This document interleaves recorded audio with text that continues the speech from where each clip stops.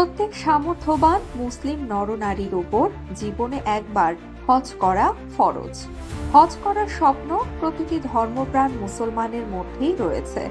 আল্লাহর ঘর তাওয়াফ করবেন, রাসূলের পবিত্র জন্মস্থানের সান্নিধ্য নেবেন, এমন স্বপ্ন লালন করে আসছিলেন লিবিয়ার যুবক আমির মাহদি মনসুর। সেই অনুযায়ী সে এবছর হজের নিবন্ধন প্রক্রিয়াও শেষ করেন। ভিসা থেকে শুরু করে বিমান টিকিট সবকিছুই কমপ্লিট।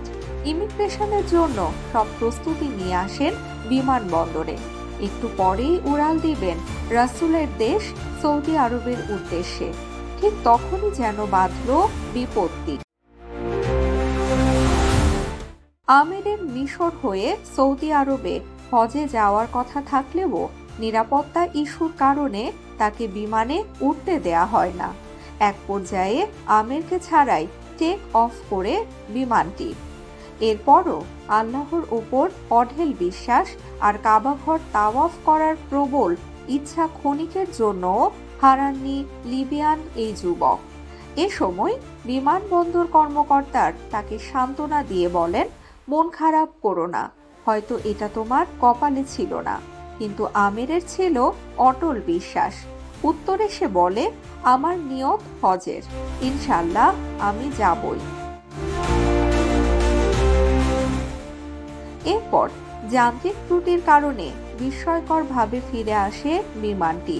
যান্ত্রিক ত্রুটি সারানোর পর আবারও টেক অফের জন্য প্রস্তুত বিমান। ঠিক তখনই এবার বেঁকে বসলেন বিমানের পাইলট। কিছুতেই বিমানের দরজা খুলে আমিরকে বিমানে উঠতে দিতে রাজি হলেন না তিনি। ফলে আবারও আমিরকে ছাড়াই উড়াল দিল বিমানটি।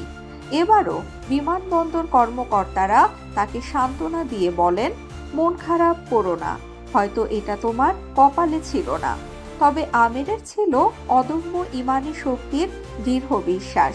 সে আবারও উত্তর দিল, আমার নিয়ত হজের, ইনশাল্লাহ আমি যাবই।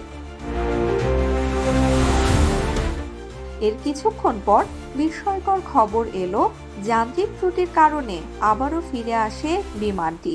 এবার ত্রুটি সারানোর পর পাইলট নিজেই ঘোষণা দিলেন, আমিরকে না নিয়ে আমি বিমান ফ্লাই করব না। শেষ পর্যন্ত আমির উঠলেন প্লেনে, টেক অফ করলো বিমানটি। কি বিস্ময়কর ইমানি শক্তি আর মনোবল লিবিয়ান যুবক আমিরের।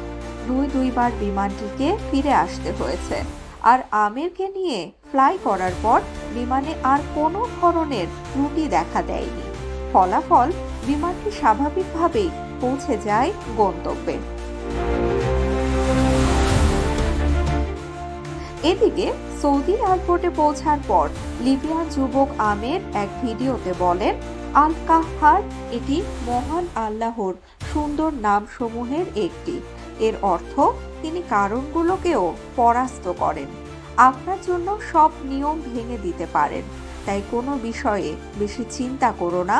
যতক্ষণ তোমার বিশ্বাস থাকে যে আল্লাহ সবকিছুর উপর ক্ষমতাবান, বিশ্বাস রাখো তিনি পরিস্থিতি উল্টে দেবেন, তোমার পথ সহজ করে দেবেন, এমনকি অসম্ভবকেও বাস্তবে রূপ দিবেন, যদি তোমার নিয়ত হয় পবিত্র আর ঈমান হয় অটল।